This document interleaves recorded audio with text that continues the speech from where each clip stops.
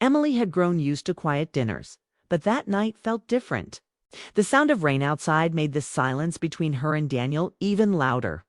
She sat across from him at the long oak table, watching him push food around his plate without taking a bite. The clock ticked softly on the wall, marking each second that passed in uneasy stillness. Mark, her husband, was away again, another business trip, another lonely week. She told herself it was normal, that this was just life now. But lately, it felt like she was living with a ghost, and the only person who still made the house feel alive was Daniel. Daniel was 24, tall, polite, and quiet, always quiet. He worked at a small design firm downtown and came home late most days. Emily often stayed up waiting for him, pretending she was just reading, though she really just wanted someone to talk to. She cared for him maybe more than a stepmother should admit, but in a motherly way, or so she told herself. Since she had no children of her own, she wanted to be someone he could trust, someone he could lean on. But recently, Daniel seemed to be drifting further away. That night, as she placed the dinner plate in front of him, she tried to sound cheerful. "Long day at work?" she asked. Her tone was light, but her eyes studied him carefully. He nodded slightly. "Yeah, just tired, I guess." His voice was low, distant. Emily smiled softly. "You should eat something, at least." "I will," he said, though he didn't. For a moment, she thought about saying more, about asking if something was wrong, but she stopped herself. Daniel wasn't the type to open up easily, and she didn't want to push him away. She had learned that much since Mark and she married. Still, she couldn't ignore the feeling that something heavy was sitting behind his silence. When Mark and Emily got married 2 years ago, Daniel had tried to be polite. He smiled during the wedding, said all the right words, but Emily knew he wasn't sure what to think of her. She was younger than his mother, and maybe he saw her as someone trying to replace a person who couldn't be replaced. She had promised herself she would never do, that she just wanted peace in this house. But peace was hard to find when everyone seemed to be holding back something. The sound of thunder rolled outside and the lights flickered. Emily glanced toward the window. The storm was getting worse. She poured Daniel a glass of water and set it beside him. He murmured a quiet thanks, still not looking at her. The tension in the room felt like a wall between them.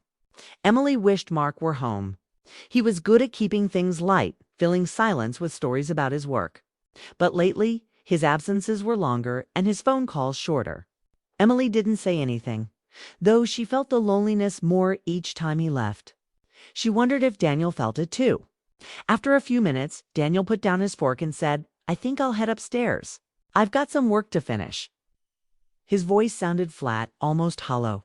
Emily nodded, forcing a small smile. "All right? Sleep early if you can." He gave a quiet yeah, then stood up, pushing the chair back gently before walking upstairs. His footsteps faded down the hall, leaving Emily alone at the table. She stared at the half-eaten meal, then at the rain sliding down the window pane. The storm outside seemed calmer than the one inside her chest. She didn't understand why she cared so much. Maybe it was the silence. Or maybe it was the way Daniel's eyes sometimes looked like they carried more pain than he would ever say aloud. There was something in those eyes that made her heart ache with sympathy. He had grown up watching his parents' marriage fall apart, and now he was watching another one slowly lose its warmth. She couldn't blame him for being guarded. Emily sighed and began clearing the table. The plates clinked softly as she stacked them in the sink. Her reflection in the kitchen window looked tired. She wasn't old, but loneliness had a way of making anyone look older. She remembered how different things were when she first met Mark. He was charming, confident, always making her laugh. He had lost his first wife years ago, and Emily had believed she could bring light back into his life. For a while, she did. They traveled, they talked for hours, they shared dreams about the future. But after the wedding, something changed. Mark's work took priority, and the laughter slowly disappeared.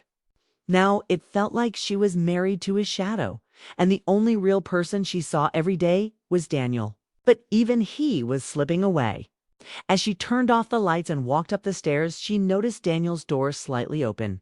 She paused. The faint glow from his computer screen lit his face. He was staring blankly, lost in thought.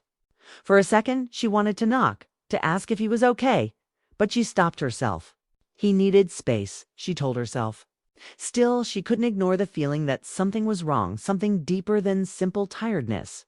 The way he had said, "I'm fine," sounded like someone holding back tears they didn't want anyone to see. She walked into her own room and sat on the edge of the bed. The clock beside her read 10:47 p.m. She picked up her phone, thinking of calling Mark, but then she remembered his last message. In meetings all night. Talk tomorrow. It was always tomorrow. Emily placed the phone down and lay back, listening to the rain. The quiet of the house wrapped around her, heavy and cold. For the first time in months, she wondered if this home was falling apart in slow motion. She thought about Daniel again as silence, his eyes, the sadness he carried. There was something there, something he wasn't saying. And for reasons she couldn't explain, she wanted to know what it was. As sleep finally began to pull her under, one thought stayed with her. Something was coming. She didn't know what, but she could feel it in the quiet spaces between words, in the distance between their rooms, and in the way Daniel looked at her with eyes that seemed to hold both hurt and something else, something unspoken. Outside, the rain finally began to fade, leaving only the soft sound of water dripping from the roof. But inside that quiet house, the silence was just beginning to speak. The storm had grown worse the next night. Wind rattled the windows, rain hammered the roof, and then everything went dark. The power went out with a soft click, plunging the house into silence. Emily stood in the kitchen holding a candle, the flame flickering as she sighed. Of course, she whispered to herself.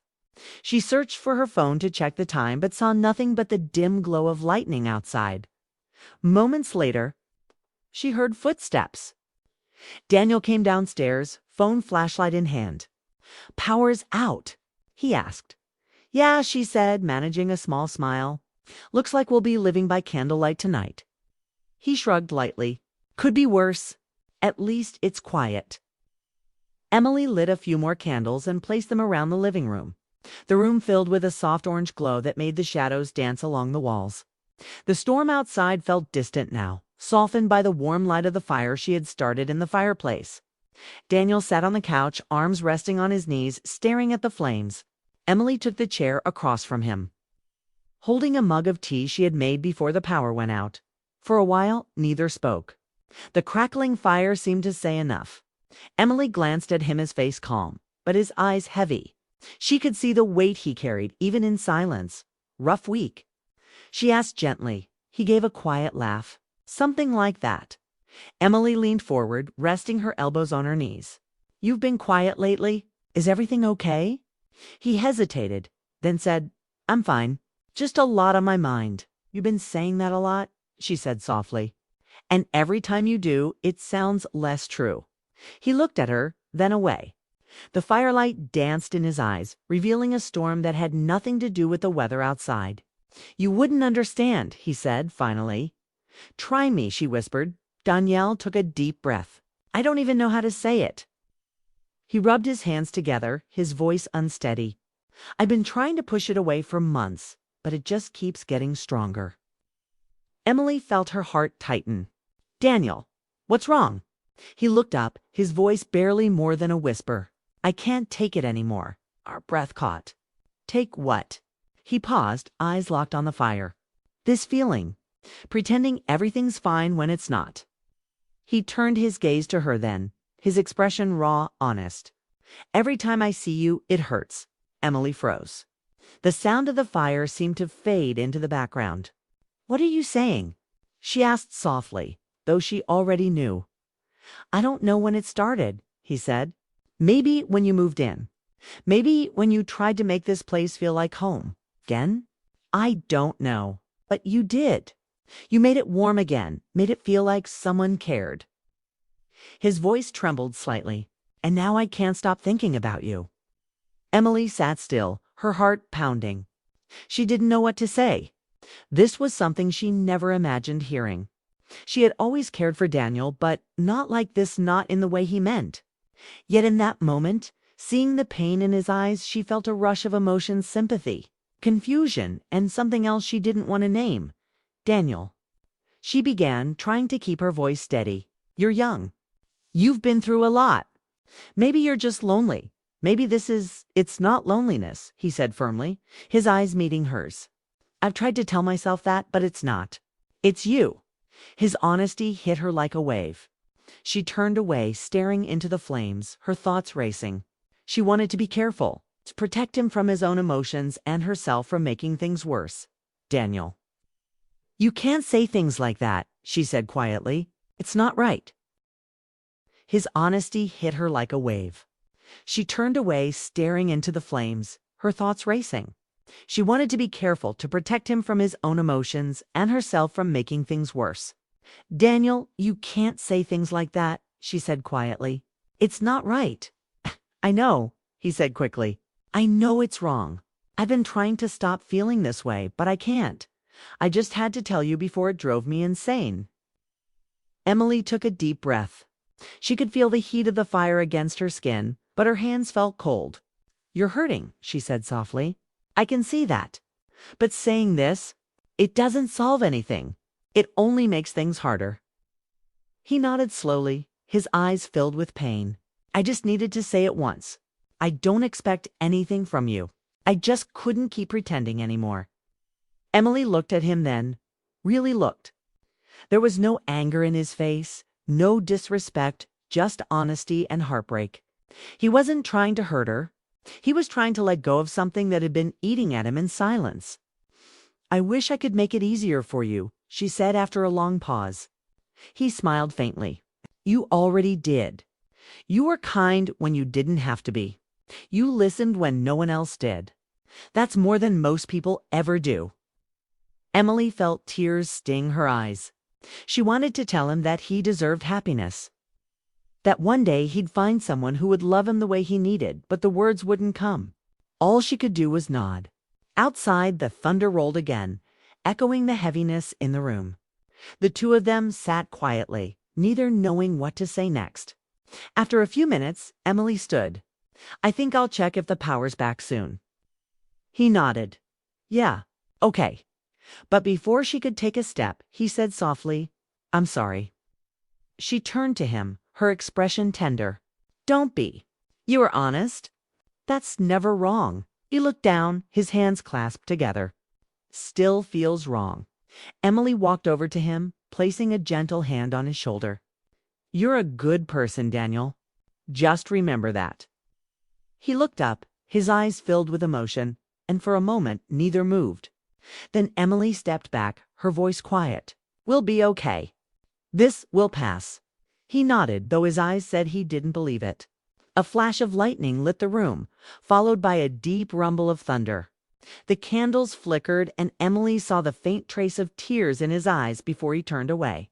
She stood there for a moment, unsure what hurt more, his confession or the fact that part of her understood it. She hadn't felt seen or cared for in a long time, not even by her husband. But she pushed that thought away. She had too.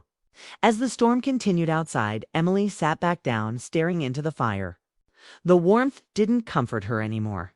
It only reminded her of the space between right and wrong, love and loneliness. Neither of them spoke again that night. The fire burned low, the storm raged on, and in the quiet glow of that living room, two hearts carried truths that could never be spoken again. The storm finally ended by morning, but the quiet that followed felt heavier than the rain ever was. Emily stood in the kitchen staring at her coffee. The house smelled like smoke from the fire the night before. And every time she remembered Daniel's words, her heart beat a little faster. I can't take it anymore. Those words echoed in her head like a song she couldn't stop hearing. She didn't know what to think. Daniel's confession wasn't angry or disrespectful. It was raw, emotional, and full of pain.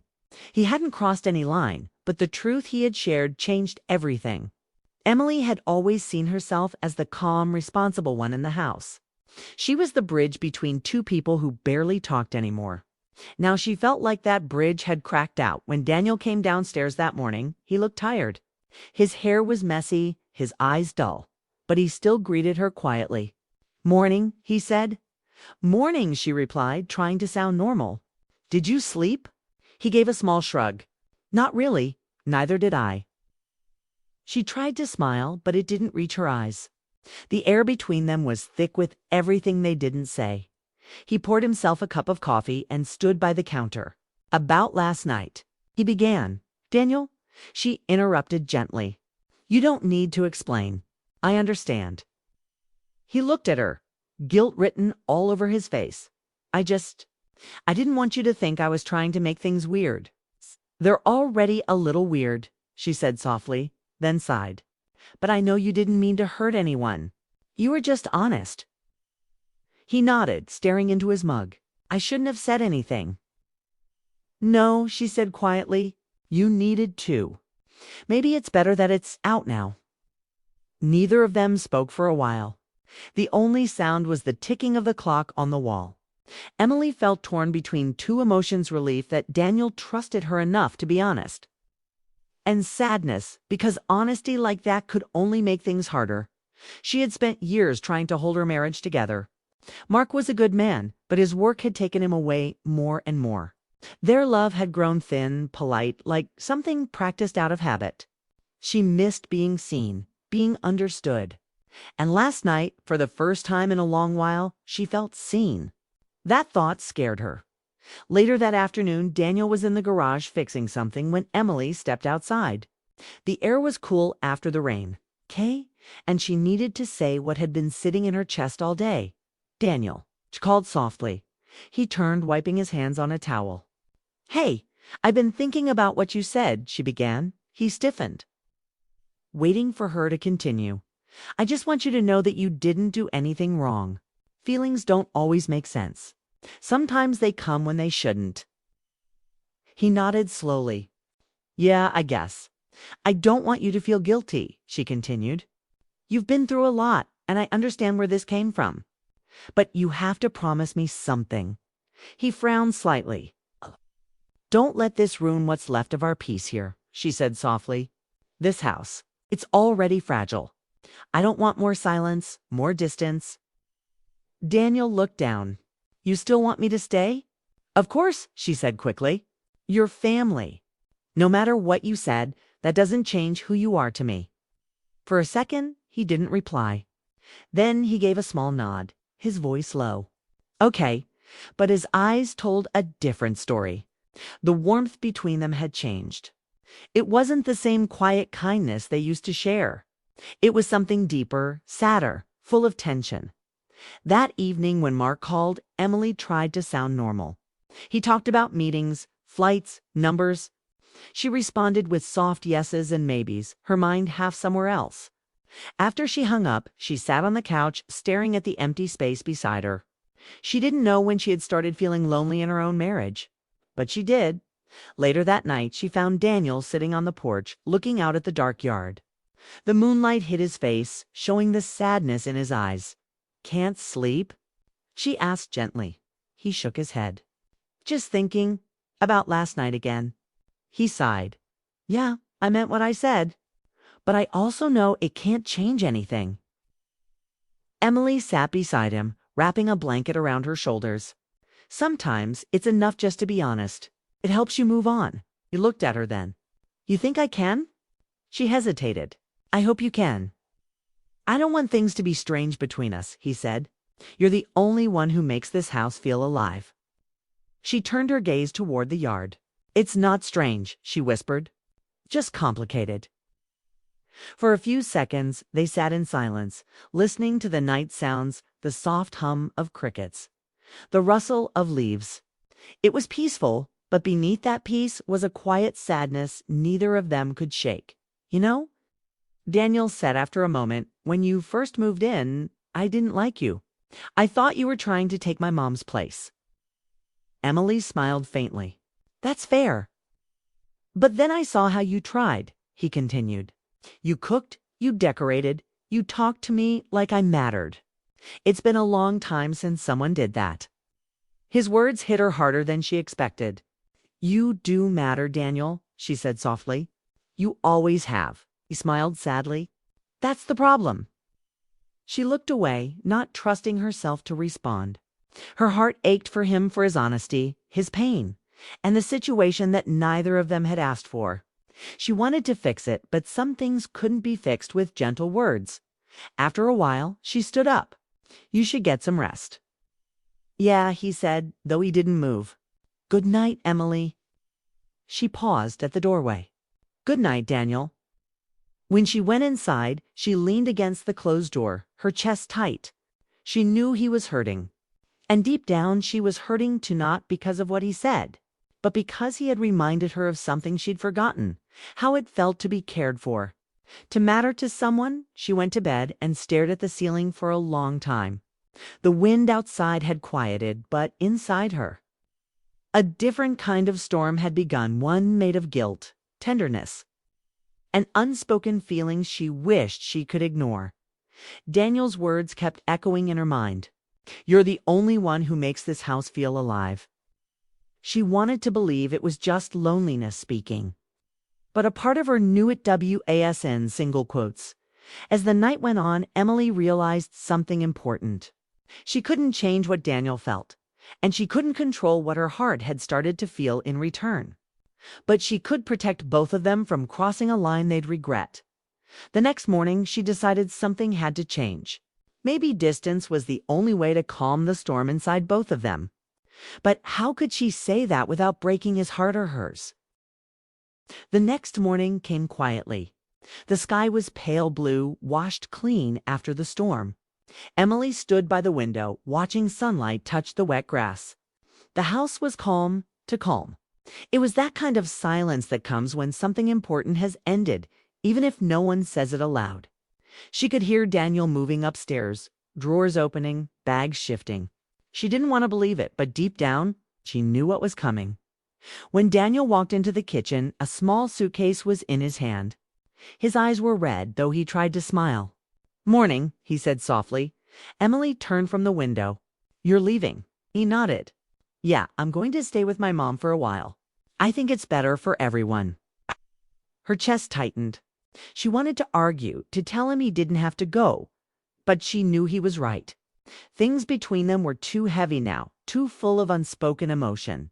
"I understand," she said quietly. He looked at her, sadness flickering behind his calm expression.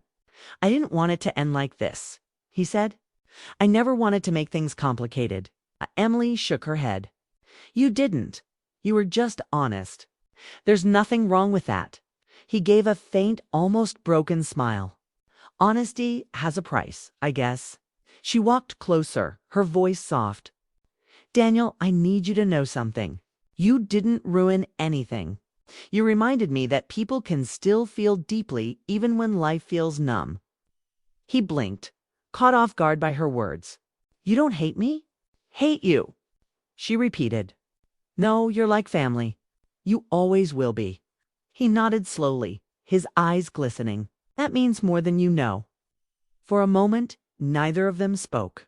The morning light fell across the kitchen floor, touching their faces with warmth that didn't quite reach their hearts. Emily wanted to hug him, to comfort him like a mother would, but she didn't move.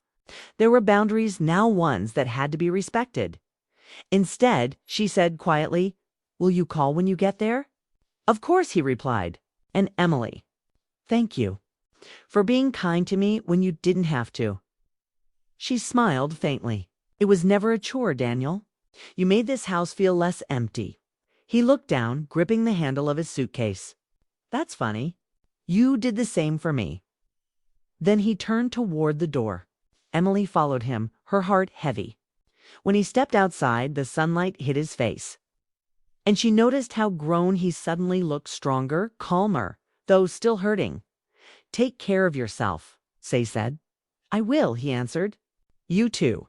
As he walked toward his car, she stood at the doorway, her hand resting on the frame. The sound of the car engine starting felt final.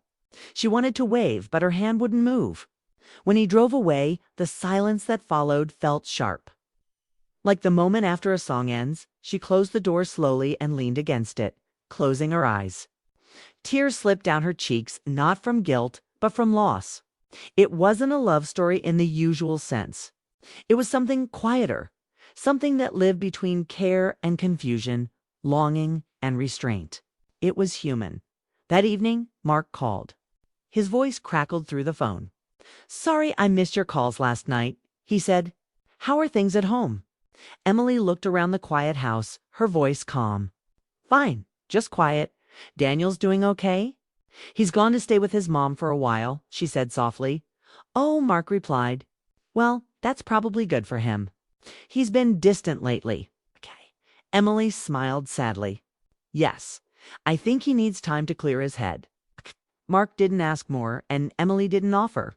When the call ended, she sat on the couch staring at the fireplace where the storm night confession had happened. The ashes were still there, faint and gray. A reminder of how something can burn bright and then fade quietly, leaving only warmth in memory. Days passed slowly after that. The house felt too big, the rooms too empty.